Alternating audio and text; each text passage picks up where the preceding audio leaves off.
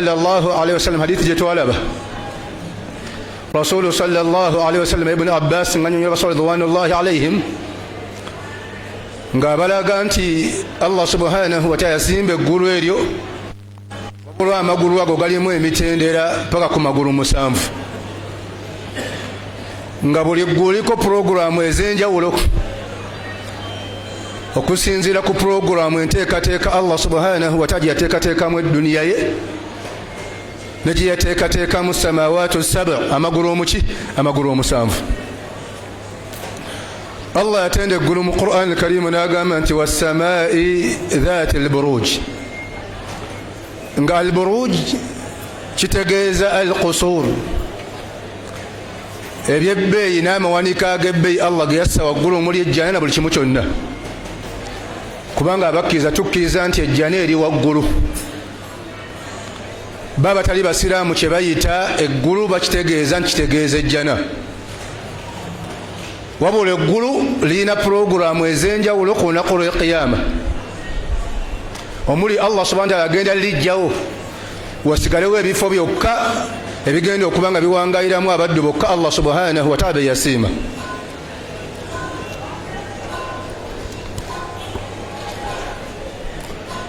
otwogera eggulu tutegeeza okuzimba Allah kwe yazimba okuli waggulu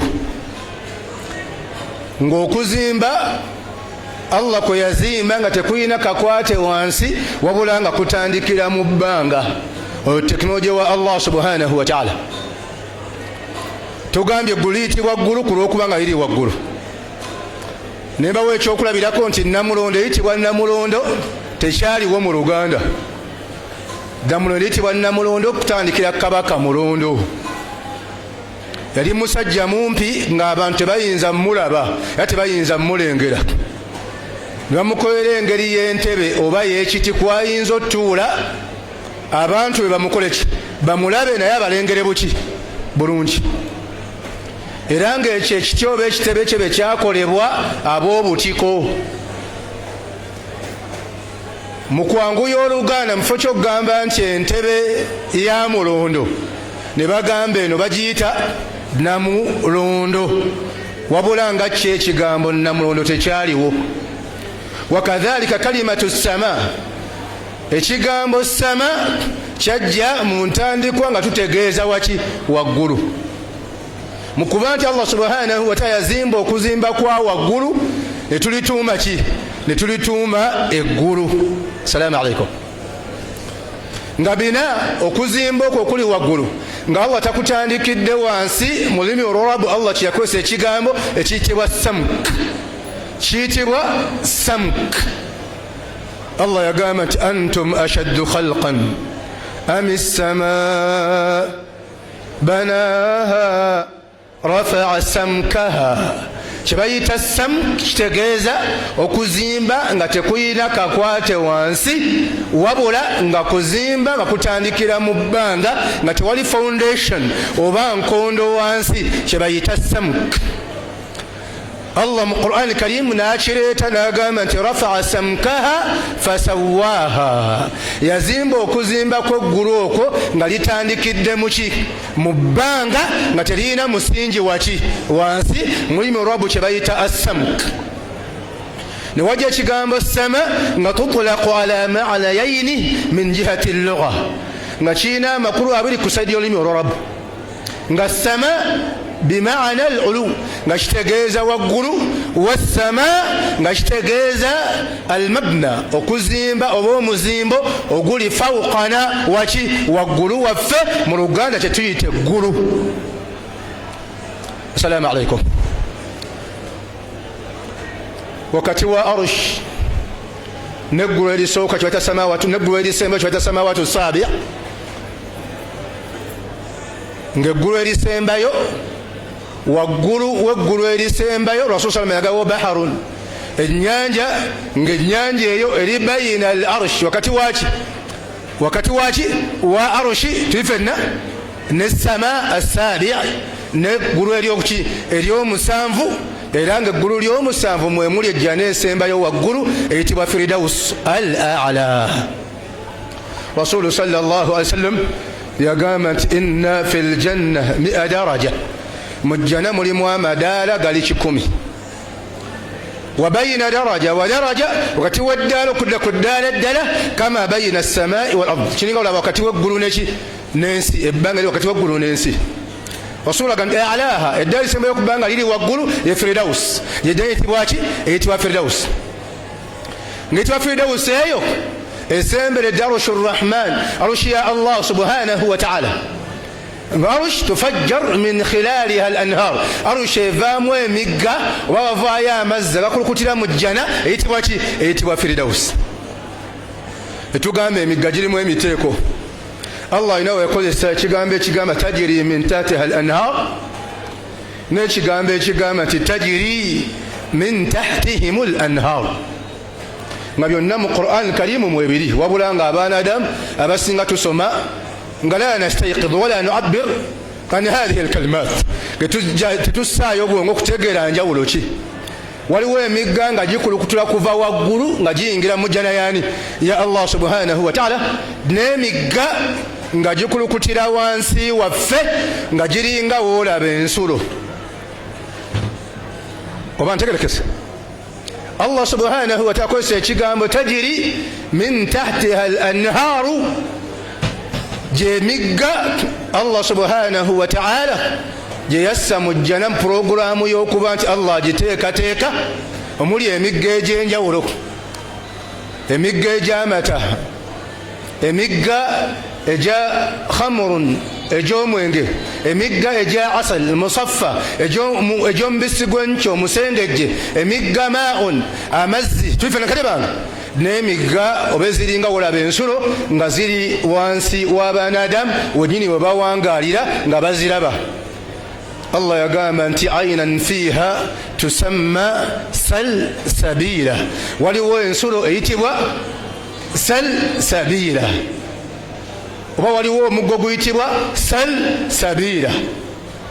Allah walaga nti yusqawna min rahiqi makhtum khitamuhu misk wa fi dhalika falyatanafas almutanafisun wa mizajuhu min tasnim. Tasnim kirungo alinga olaba juice, wabula nga najjo muteeko mu miteeko gyabika by'amazzi oba by'ebyokunywa Allah byassa muki mu jjana ya Allah subhanahu wa ta'ala.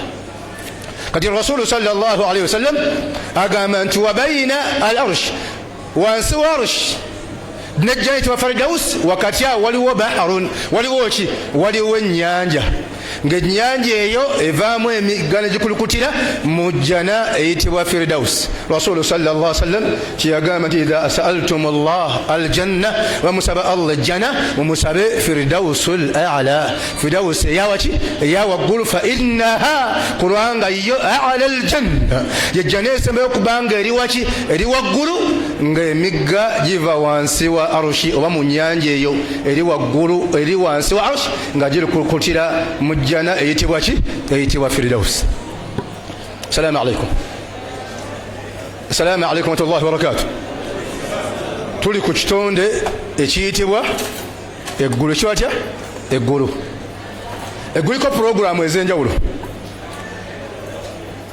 Mulimu ebitonde ebyambuka okuva ku duniya wano paka ku ggulu erisembayo mu kifo ekitibwa Eliyin, ng'ovudde ku arushi tifenna mu bifo ebisembayo okuba waggulu kyekifo ekitibwa Eliyin. Allah kyeyagamba nti kalla inna kitaba al-abrari lafi Eliyin wama adraka ma Eliyun kitabun marqum yashhaduhu al-muqarrabun. Nga Eliyun a'la makan, kifo ekyakina okuba nga kiri waggulu ng'ogyeko arushi ya Allah subhanahu wa ta'ala, nga kifo mu bifo by'omu jjana. Allah subhanahu wa ta'ala mwassa emyoyo gy'abaana Adamu emirongoofu nga gyambuka paka mu kifo ekiri waggulu ekiyitibwa Eliyin. Assalamu alaikum. Ebyo byebiri kye tuyinza okuyita mu ggulu ery'omusanvu oba mu ggulu erisembayo waki? Waggulu mu bifo ebyawaki? Ebya waggulu. Kati Eliyin Allah akozesa ekigambo kitaabu, ng'ekigambo kitaabu mu Qur'an al-Karim kyajja nga kitegeeza ekitabo ekimanyikiddwa, ne kijja nga kitegeeza ne arruh, omuki? Omwoyo. Lwaki omwoyo guyitibwa kitaabu? Kulwokubanga الروح تحفظ الأخبار omwoyo gutereka ki information. Allah akozesa ekigambo kitab naye ng'ategeeza emyoyo egy'abaana Adamu abaki abalongoofu. kalla inna kitaba al-abrari lafi illiyin hadha qawlu mashtakada ar-ruh. نوجه كلا إن كتاب الأبرار أبرار جمع بر ندى ebitabo by'abaana Adamu abalongoofu mwawandika emirimu gyabwe bigenda kuba byawaki byawaggulu ebatuusa mu bifo ebyawaki ebyawaggulu. wama adraka ma illiyun kitabun marqum yashhaduhu almuqarrabun. kino ekitabo nga kyo kiwanika tekisangula yensonga lwaki amanyi abasinga bagamba huna kalimatu kitab. ekigambo kitab taani arruh kitegeeza muki kitegeeza mwoyo oba arwahul mu'minin emyoyo gyabaki gyabakkiriza. qawlu endala Allah subhanahu wa ta'ala kwe kuba nti illiyin kyotegeeza Allah emyoyo gissa mu binyonyi ebimu ku binyonyi by'omuki by'omujjana era nga kitegeeza kifo kyawaki kyawaggulu. olwa hadith naye Muhammadin sallallahu alaihi wasallam nti ayina arwahul mu'minin emyoyo gy'abakkiriza Allah gissaawa n'abaga tukhattafu giteekebwa fi tuyuril janna binyonyi by'omuki binyonyi by'omuki by'omujjana era bo bashuhada n'abalongoofu tebavunda ku lw'okubanga abalya ku byengera by'omujjana wadde embiri gyabwe giba mu kaburi giba muki giba mu kaburi. nyoja kawulo eyokusatu ku kigambo ky'ekifo ekyawaggulu oba mu ggulu erisembayo oba mu ggulu ery'omusanvu waliyo iliyin waliyo aljanna waliyo ebifo ebyebbeyi. Allah mwassa emyoyo gy'abaana Adamu abaki Allah subhanahu wa ta'ala baambiya bo tebavunda kuno ku duniya ate Allah subhanahu wa ta'ala emyoyo gyabwe n'embiri gyabwe Allah gissa mu mbeera y'okuba nti giringa egikola ibada. olwa hadith Anas ibn Malik radiyallahu anhu egamba nti al anbiya bannabbi mulaba ahya balamu fi quburihim yusallun mukaburi zaabwe bakola ki mukaburi zaabwe basala. era nga kyajja mu hadithi ya Isra al Miraj ne Muhammadin sallallahu alaihi wasallam weyagamba nti marartu nayita ku qaburi ya nabiyullahi Musa alayhi salatu wassalam inda kathib al-ahmar mukifo kiba kathib al-ahmar wa huwa qa'imun fi qabrihi yusalli ngali mu qaburi yakola ki ngali mu qaburi ye asala. manja atogeze bujulizi kati oyo ekigambo illiyin nowire ekigambo kyebayita baharun ennyanja eri wansi wa arsh nowire ekigambo ejjana etibwa firdaus nowire ekigambo buruj manyi baga kitegeeza al-qusur kitegeeza ebifo ebyebbeyi. Allah subhanahu wa ta'ala yabissa mu kifo ekyawaggulu nga bisemberedde arushiyani ya Allah subhanahu wa ta'ala oba nga bisemberedde ejjana eyitibwa firdaus al-a'la nga ge makulu ga aya egamba nti wassamai ذات البروج بمعنى القصور بمعنى الجنة بمعنى أعلى إليين. السلام عليكم. نوجه قوله لك الله قام أنت والسماء ذات البروج. البروج شو تجهز الأنوار تجهز أمتي أمتالك nga matala n'okwakayakana kulabika nnyo ku ggulu erikola ki ku ggulu erisooka ng'okwakayakana okuli ku ggulu erisooka kulimu emitendera egy'enjawulo. emunyenye amu ze muyita Jupiter ze muyita Mars ezo sinsi ezo munyenye wabula emunyenye n'okwakayakana kw'eggulu erisooka kuliko program. Allah subhanahu wa ta'ala wagamba antum ashaddu khalqan أم السماء بناها رفع سمكها فسواها وفي قراءة أنتم أشد خلقا أم السماء بناها رفع سمكها فسواها واغطش ليلها وأخرج ضحيها.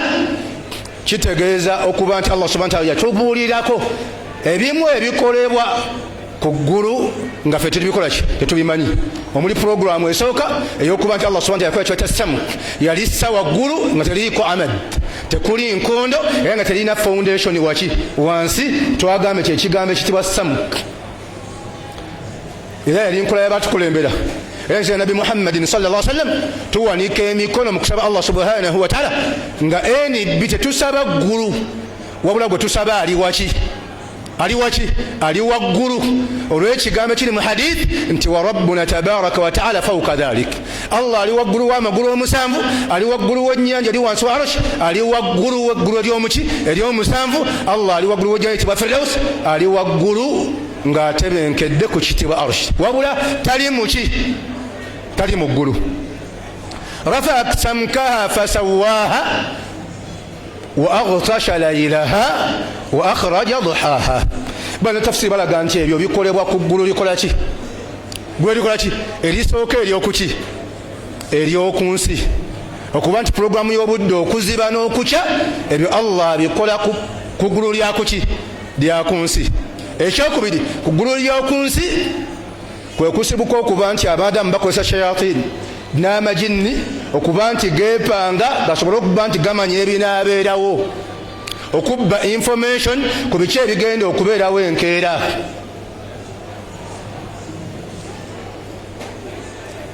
Salaamu alaikum. Amajinni gakolanga tarkib nga geerakaba geepanga okuba nti gabbira abasamize n'abamindigizi n'abashiriku okumanya ebyaddi ebyenkya. wa anna kunna naqudu minha maqaida lissam' faman yastami' al'ana yajid lahu shihaban rasada. Allah kuggulu nassako security ya malaika abakuba bomu, abakuba emmundu, abakuba amasasi nga gakuba shayatini okwepanga. Shihab kwe kubwatuka mu kyemuyita kibunoomu nga batwala ibuliiso emiki emisinde, amayembe ag'enjawulo gamukasa, amayembe ag'enjawulo tifenna gakangaga, amayembe ag'enjawulo gajjumba, amayembe ag'enjawulo gakibuuka omumbaala ag'enjawulo, gakaba katonda ag'enjawulo. wa anna kunna naqudu minha maqaida lissam', twalinga twepanga tufune wolokoso w'okumanya biki ebigenda okubeerawo ddi enkya. faman yastami' al'an, naye byakyukamu bikalubamu ennaku zino babboyi bange amajinni ganyumya nti byakola ki? Byakyuka. faman yastami' al'an yajid lahu shihaban rasada, agezaako okuba nti atwalayo amatu ge n'awumpugumya omutwe, atwaleyo omutwe gwe ngalabiye amanye asobole okumanya ebinaabeerawo ddi enkya. Kibooko ziba ndala batutwala emisinde bwe tuyinza okuba nga tutumiddwa abashiriku ab'enjawulo tetukyasobola. Ekyokusatu mu migaso gyazimuyita emmunyenye n'okwakayakana, Allah assaako emmunyenye ezo nga ziina. walaqad zayyanna samaa ad-dunya bimasabih waja'alnaha rujuman lishayatin. Allah yaddira nassaako emmunyenye n'okwakayakana kwe mulaba, nassaako rujuman lishayatin, ebitawulizi n'ebbomu, owulira, ne zemuyita RPG, rapid project grenade, bomu ez'enjawulo nga zikuba shayatin. walaqad zayyanna samaa ad-dunya bimasabih waja'alnaha rujuman lishayatin.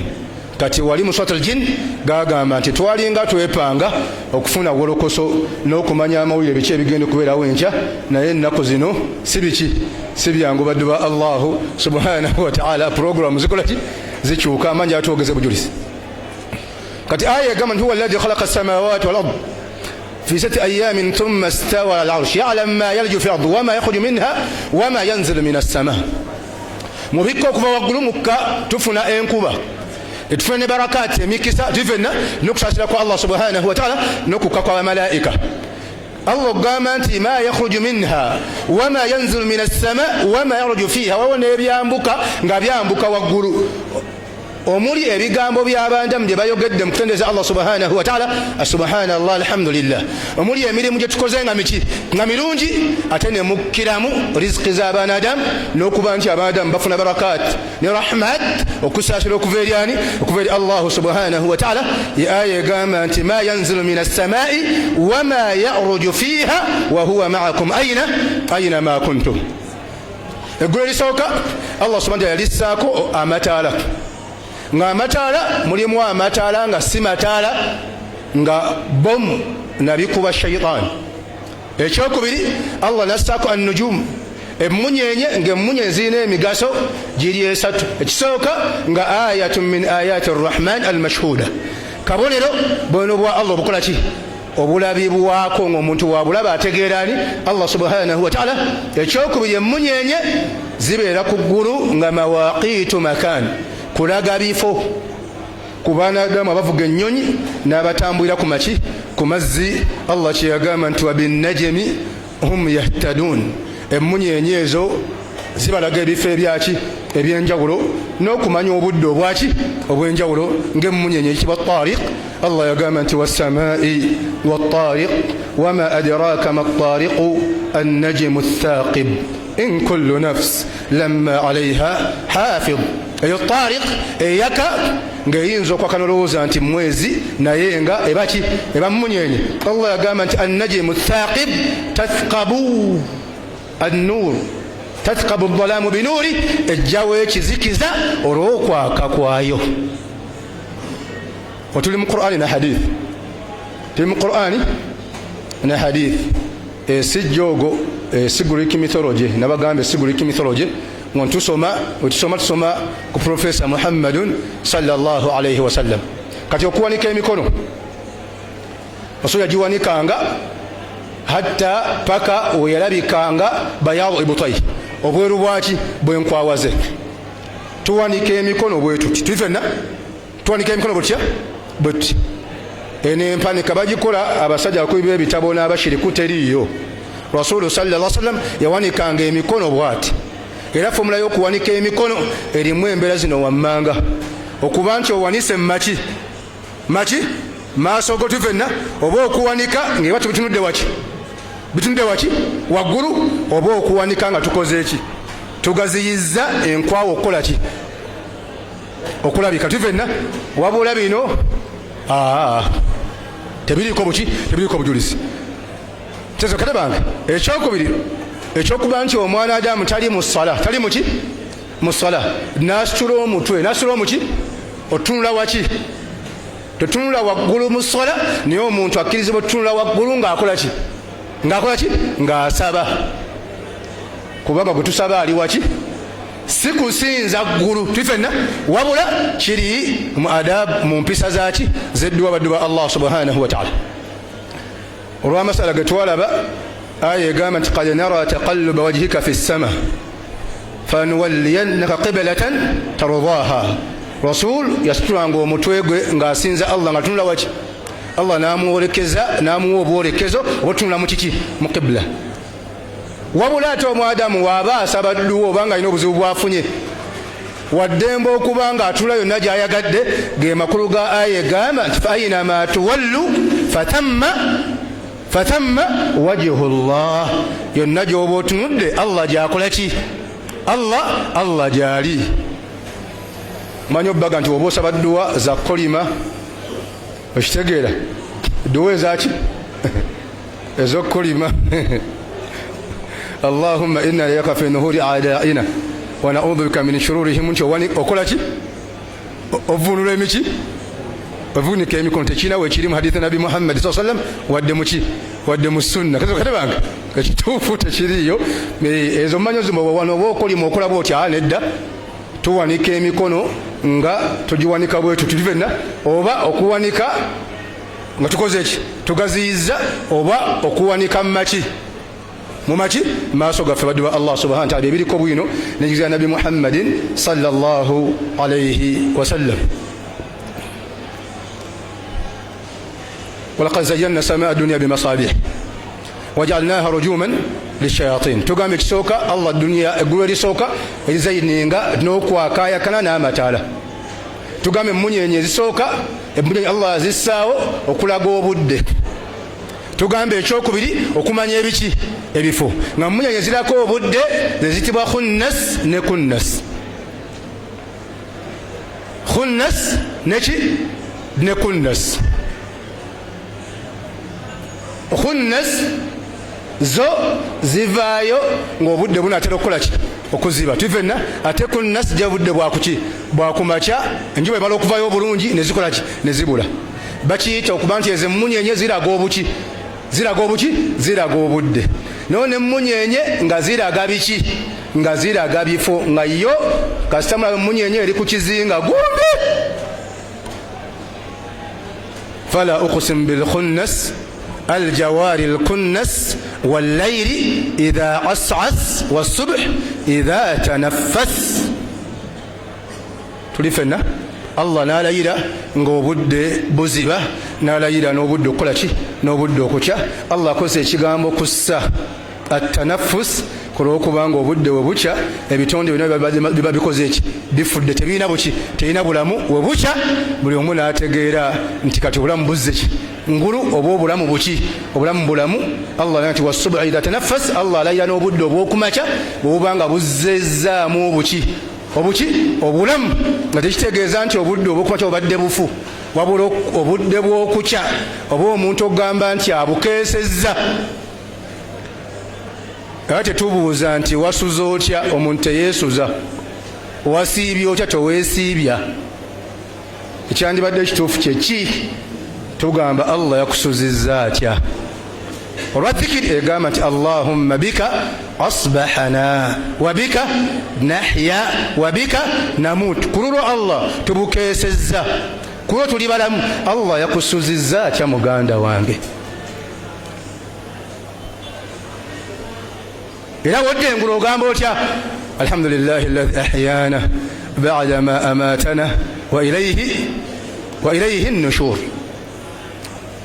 نعم الله سبحانه وتعالى أتقام يعلم ما ينزل من السماء يعلم ما يلج في الأرض وما يخرج منها وما ينزل من السماء وما يعرج فيها الله من يريكك فوقلون يبيانبك وجه أمولي أمري مجابا آدم أمولي يبيقام آدم بيبوغد مكتون الله سبحانه وتعالى أمولي وكبان شابا آدم بسنز الله سبحانه وتعالى أمري مجابا نجامبك إجن جوبد ووجه جامبك تبنك n'egyobudde obw'emisana Allah bamalayika bagimuwa tebunnakolaki tebunnaziba byala ebyamu katugambye arwah emiki emyoyo Allah subhanahu wa ta'ala ngassa abaana Adamu Allahu yatawaffa al-anfus hina mawtiha wallati lam tamut fi manamiha Allah atta emyoyo mu kiseera ky'okwebaka wone egitagenda kufa nga mwebase Allah n'agijjamu ng'abantu bakoze eki bakyebase fayumsik allati qada alayhi al-maut wa yursil ukhra ila ajalin musamma ogenda okwebaka nga yakawaweddeko Allah n'akwatirayo omuki omwoyo gwo n'atwala omwoyo gwo ate yakawaaba akyaliko Allah n'aguzza nodda ki nodda engulu Rasul sallallahu alayhi hadithi yayigiriza mbigambo byagiriza omusajja munnamalungu yamuga yogera ebigambo ebigamba nti Allahumma anta khalaqta nafsi wa anta tawaffaha Allah gwe wakola omwoyo gwange era gwagenda okugutta fa in ahyaytaha fahfadhha oba ogunziriza nga nkyali mulamu gunkumire ku tawhid wa in amattaha faghfir laha bagwakufa Allah gusonyiwe tifenna bima tafadhu bihi ibadaka salihin era munkuma gy'okumamu abaddu abaki abalongoofu era Allah nsonyiwa kitegeeza ebigambo omuntu abyogera obyogera ogenda kukola ki ogenda kwebaka oba kushuwa tesaawa yonna oyinza obutazuukuka oba okukola ki okudda engulubadde wa Allah subhanahu wa ta'ala nakumunyenye ekisooka ziina Allah yawunda eggulu nga liwunze ne munyenye ekyokubiri rujuman lishayatin ekyokusatu mawaqitu zaman kumanya budde ekyokuna mawaqitu makan kumanya biki kumanya bifo gyemigaso gyaki gyemunyenyi wabula oyo bayita bamunajjimin NB bamunajjimin abagamba nti basoma ilimu ya tanjim bakebera ebibatu abamu ebakubuuza wazaalibwa mwezi ki nazaalibwa mu February kati gwe munyenye yebeera wano obeera nga owazaalibwa mu February emunyenye ey'omukisa ejja kujja ennaku z'omwezi bwe ziti nga bagoberera emunyenye ng'okumanya emikisa gy'abaana Adamu n'empangaala yaabwe emunyenye emigaso gyayo sikola shiriki era n'omugaso gw'enjuba si kusinza njuba n'omugaso gw'omwezi si kusinza mwezi Allah yagamba nti la tasjudu lishams wala lilqamar wasjudu lillahi alladhi khalaqahun in kuntum iyyahu ta'budun tenvunamira mwezi wadde enjuba musinze Allah subhanahu wa ta'ala yabitonda mumbanga ddala gwe mwagala okusinza waliwo abatera okubalimba nti bagoba emmunyenye ezo okumanya omukisa gwo era ne bakulagula ti okusinza mu wazaalibwa mwezi gwa kubiri kati oba olina emyaka 30 omumaaso awo ogenda kufuna ekyamagero ojja kuva mu bupangisa oba si kyekyogula emmotoka ya salaam emunyenye pulogulaamu zaazo ndala pulogulaamu zaazo ki ndala mwabazeeragulizaako wa pulogulaamu ku munyenye endala nnyo nga obubonero Allah subhanahu bwe yassaawo abadamu bategeere obuyinza bwa Allah subhanahu wa ta'ala ngo yagamba nti inna fi khalqi samawati wal ard wa ikhtilafi al-layli wan nahar wal fulki allati tajri fi al-bahri بما ينفع الناس وما أنزل الله من السماء من ماء فأحيا به الأرض بعد موتها وبث فيها من كل دابة وتصريف الرياح والسحاب المسخر بين السماء والأرض eshara eggulu Allah atambulizaako ebire n'abituusa mu kifo aweetaaga enkuba n'abikamula والسحاب المسخر بين السماء والأرض لآيات لقوم يعقلون tetusinza munyenye tetusinza mwezi tetusinza bire tetusinza kibunoomu era bakadde baffedde abanoonyanga Laylatul Qadr balanga kibunoomu nga baga Laylatul Qadr eyiseewo kumbe malayika ekuba jinni ki bomuntu ifedna oba emunyenye zikuba shayatin ebiki ebitawulizi Allah kiyagandi waja'alnaha rujuman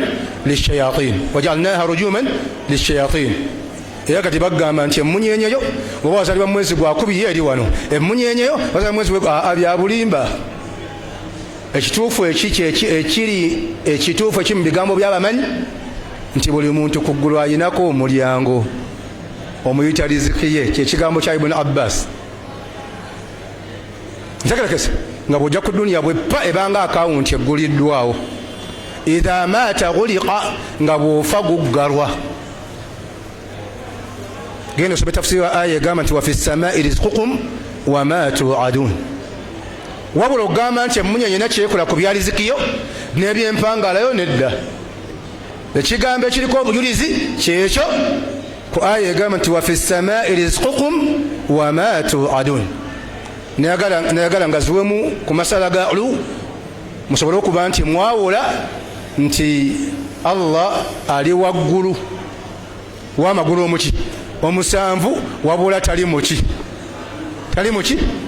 tali mu ggulu badde ba Allah subhanahu wa ta'ala era nga yenzikiza basalafu salih era nga kyekigambo ekituufu ng'agamba makulu gaava ku baatusooka wano mu Baganda n'abaatusooka mu bakuffaaru mu mbeera ezaayita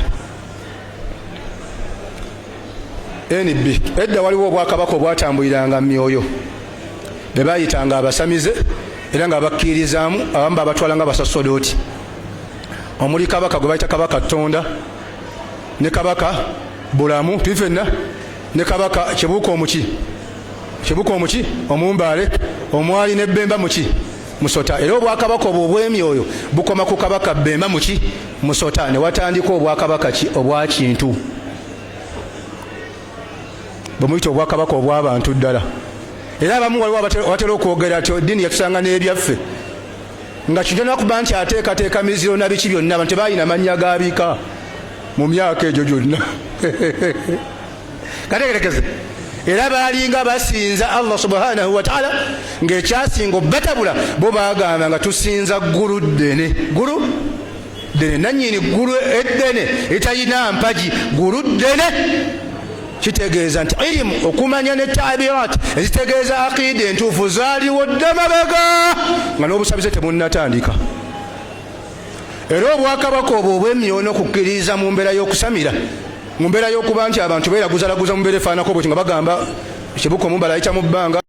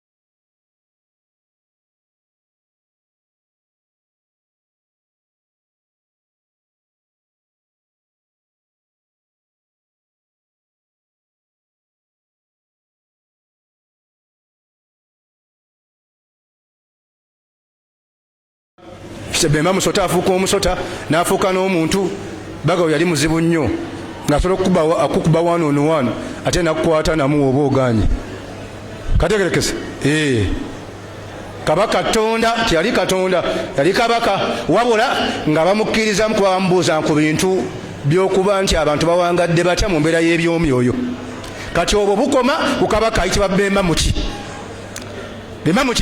musota wabula bo mu kuwangaala kwabwe baamanyanga nti waggulu eyo waliyo akola ki waliyo aliyo ne tubanga ne wano mu Buganda waliwo abaategeeranga nti ow'okusinza yaani ayina okusinzibwa yaani ye Allahu subhanahu wa ta'ala ne watandika obwakabaka kintu okuva ku kabaka kintu pa kabaka kati aliwo muteeso owokubiri wayitawo bakabaka 36 wabula Namulondo teyaliiwo etandikira kabaka Mulondo fe gye tuyita Arush tifenna etandikira kabaka muki Mulondo nga n'ekigambo Namulondo tekyaliwo kabaka Mulondo yali musajja mumpi kategerekese kati abantu bamukoyera ekitebe n'ekiti kwayinza otula mulengere buki bulungi kategerekese ne bagamba kabaka Mulondo atuule kuno ng'ola abakola Namulondo eyo esooka beeba obutiko tulifena kale bange beeba obutiko abantu mu kwanguya Oluganda bagambanga eyo ntebe ya kabaka muki Mulondo nga balaba kiwanvu nnyo ne bagana edda eno entebe okusinza kabaka ebbanga yagituddeko tugiyite Namulondo. Salamu alaikum. Kati wano waliwo abaali bamanyi nti nedda waggulu eyo asinzibwa ali waki ali waggulu era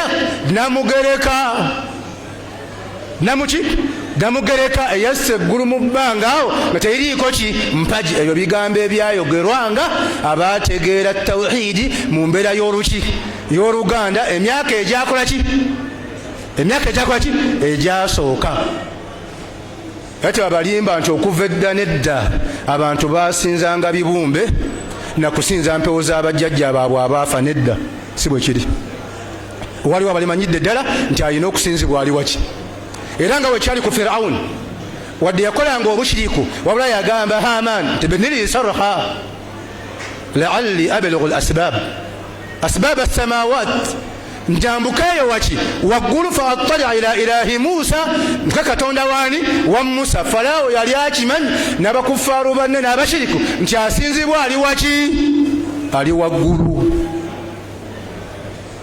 kuba kyalo bagamba nedda Obuganda basanga n'ebye baffe nedda waliwo nno Abaganda ddala emirembe egyasookera ddala kale bange nga baategeera nti alina okusinzibwa ali atya ali omu era ali waki ali waggulu era ne wabeerawo abaategeeranga shiriki n'abaategeera nti nedda ono katemba waliwo ali waggulu alina okukola ki alina okusinzibwa bankibalaga nti alimu ya aqida irimu ya tawhidi nkadde nnyo nosinga irimu ya fiqihi n'esswala n'ezzaka ne hijja Abdul Fatih ontegedde irimu y'enzikiriza nkadde nnyo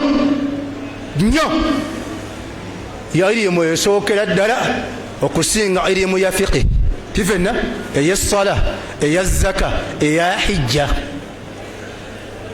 yensonga lwaki buli ggwanga tifenna lyategeera Allah subhanahu wa ta'ala alina okusinzibwa ow'amaanyi agasembayo mu nnimi ezaki mu nnimi ez'enjawulo kati abasinga mulowooza nti webagamba Munyezi Mungu bategeeza lubaala wanabo baategeera nti alina okusinzibwa yaani yewa obuyinza obukola ki olw'ohanga kanyamuhanga eyatuhanga twena owa waggulu Katonda atonda yatutonda ki fenna wadde baayina buno obushirikushiriku nti basinza bino wa baategeeranga babacweza abo nedda waliwo owawaki owa waggulu Sheikh kyagamba nti kaana min al-ma'lum kyakimanyikiddwa min zaman ebbanga lyonna emabega lyonna tifenna nti Allahu fi ssama Allah ali waki ali waggulu era asinzibwa ali waki ali waggulu wadde baleetanga mukasa ani tifenna embwa ya ddungu biki byonna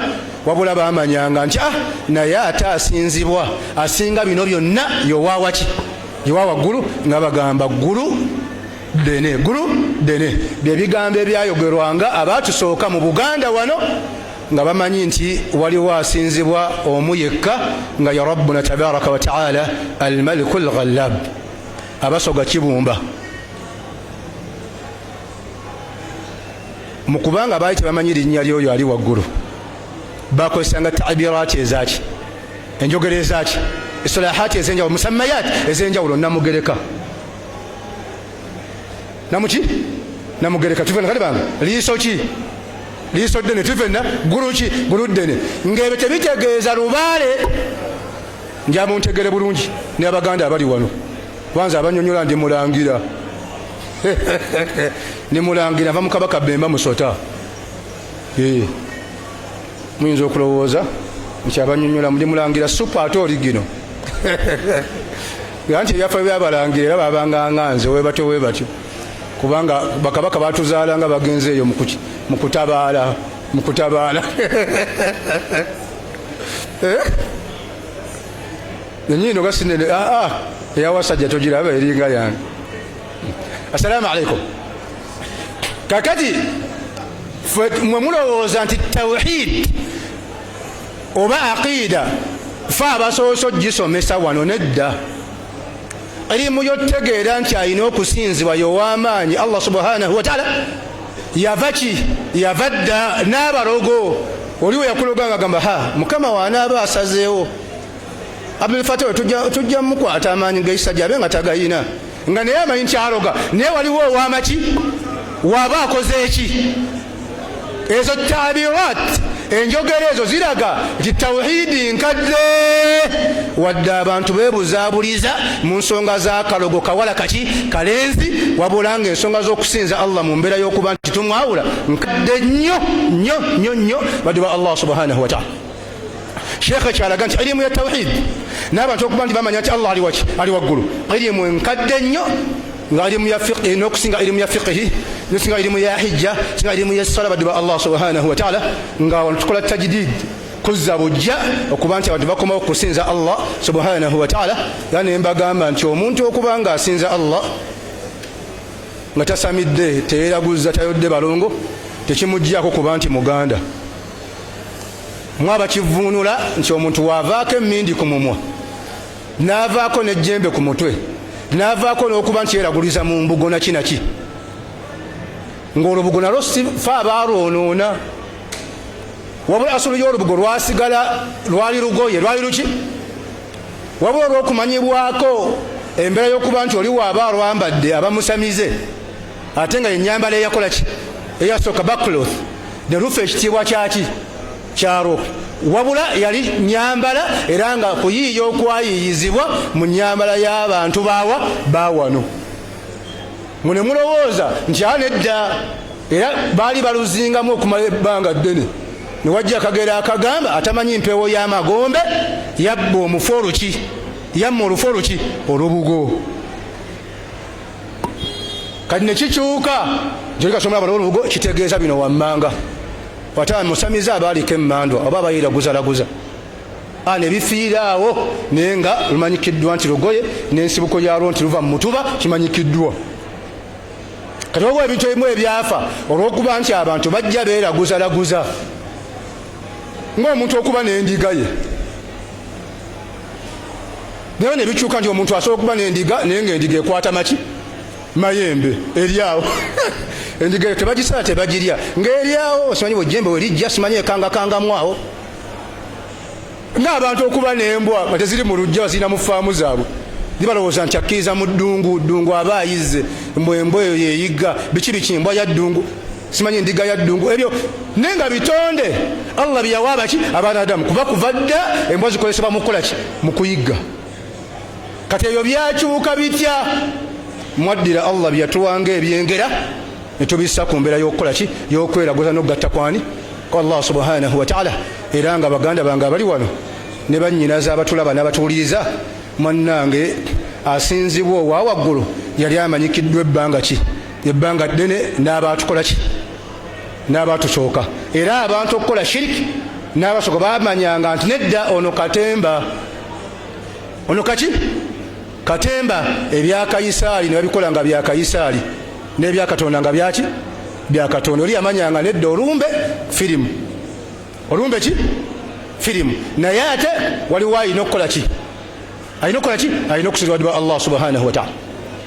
Kategerekese kanyigadde balaga nti obwakabaka obwo obwakoma ku kabaka Bemba muki musota tifenna abaddu balingawo ali nga tebalina namanya gabika,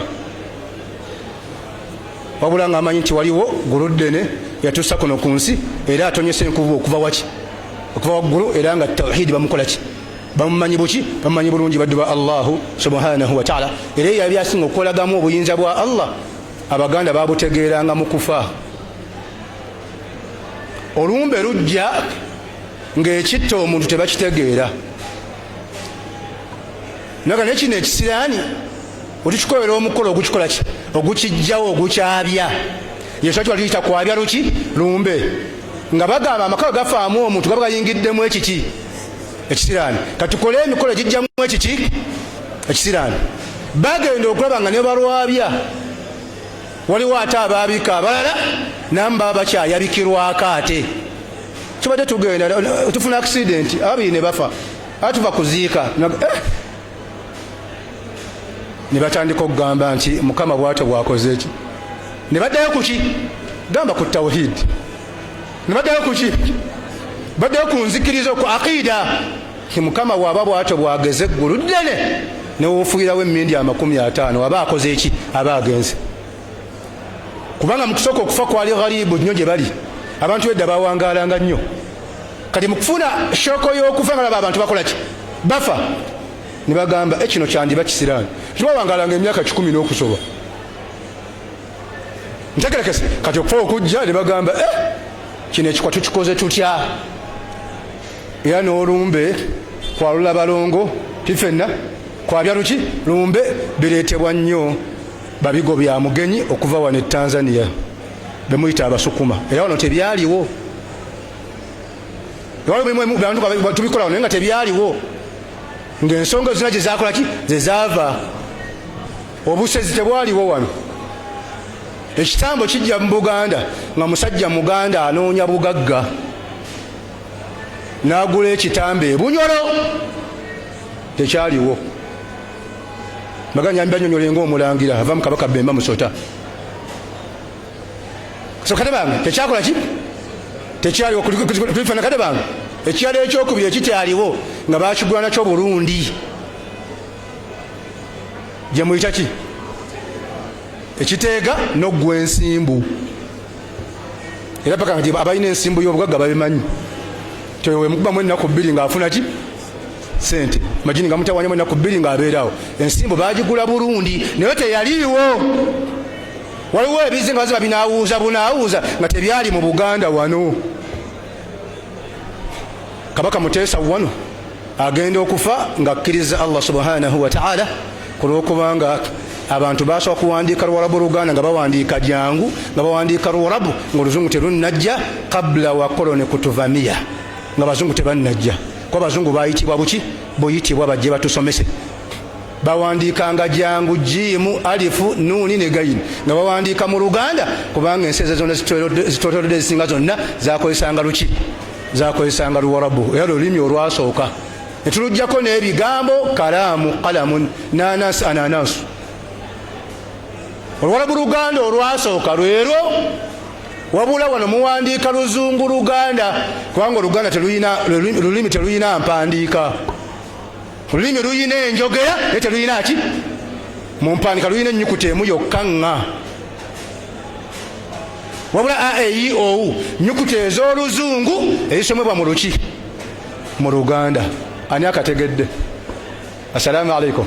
Kategedde wanika omukono. Barakallahu fikum. Era zennyini Omuswayiri era nazo zasoma mu Luswayiri naye nga zaluki, zaluki. Era nga tuyina mbala 1 2 3, era 1 2 3 zaluki, za Luzungu.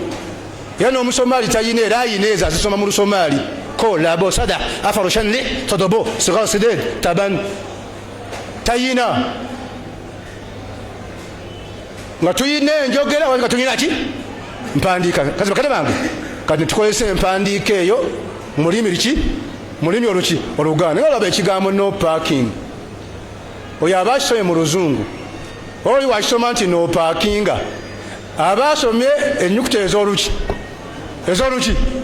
wabula nga asomye mu luki mu lutoolo alifu be tese ennyukuta ez'oluki esolwalabu wasomeddwa mu luki mu luganda oba ntegerekese kanyigadde mbalage ti ba ambiya bannabi Allah byasooka ottuma bonna baali tebawandiika nga tebasoma wabula nga Allah yabawa bayani nga bannyonnyola tilka rusul faddalna ba'dahum ala ba'd minhum man kallama Allah wa rafa'a ba'dahum darajat wa atayna Isa ibn Maryam al-bayyinat wa ayyadnahu bi ruhil qudus nga bannyonnyola bulungi nnyo Nabi Muhammad sallallahu alayhi wasallam yeye tamanyi kusoma na kuwandiika ma kunta tadri mal kitab wal iman naffe twayogeranga wabula nga tumanyi kukola ki kuwandiika tuyiga okuwandiika muyinza ogaba profesa obijjawa eyali profesa mu kiseera ekyo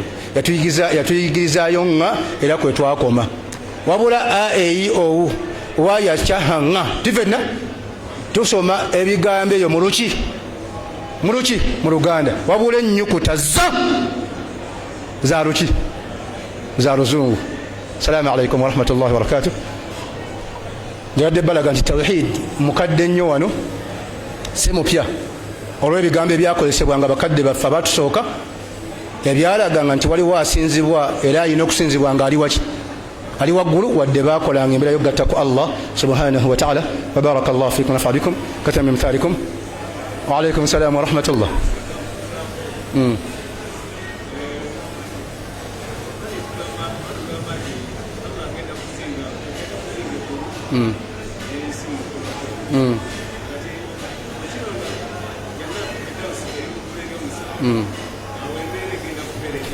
Assalamu alaikum warahmatullahi wabarakatuh. Allah amagulu agenda gajjawo wabula programu y'okukyusa edduniya nga ekiyama kikoze eki kituuse endala. Allah yagamba nti yawma tubaddala al-ardu ghayra al-ardu tifenna ala duniya agenda gikyusa nga seeruwa seeri mimu ebigenda okyuka manyi baga tubaddala bilkulliya baga gikyusa yonna bali baga nedda tubaddal ba'daha ejja kyusibwa ekitundu kyayo watabuka ba'daha mwe muli ebitundu ebirimu ejjana nakinaki entaka baga Allah yagifuula kubanga eringa mmere y'abantu b'omujjana. هذه الأرض تبدل يوم القيامة الدنيا الله قد تكون نقول القيامة الله جفول خبزا ngomu gati yakuluha aljanna bantu b'omujjana gwe bagenda okulya. Wallahu tabaraka wa ta'ala a'lam. Allah subhanahu wa ta'ala tugasene ebyo era ateeke baraka mu budde omuwaddeyo kuno kujjukiza nti ebbanga lyonna obwavu weebuli ebigezo weebiri temuva kusinza Allah subhanahu wa ta'ala nakusigala ku tawhid. Temuyingira mu riba lwabwavu, temuyingira mu shiriki lwabwavu, tusigale nga tunywedde ku Allah subhanahu wa ta'ala era nga tumwesigamiddeko ebbanga lyonna. Ne guno omuyaga gw'obwavu kujja gugende egunaakubanga guviiriddeko okugwa mu shiriki ekigezo ojja kuba okigudde, guviiriddeko okugenda mu riba ojja kuba okikoze eki okigudde badde ba Allah subhanahu wa ta'ala. Wa barakallahu fikum. Assalamu alaikum wa rahmatullahi wa barakatuh.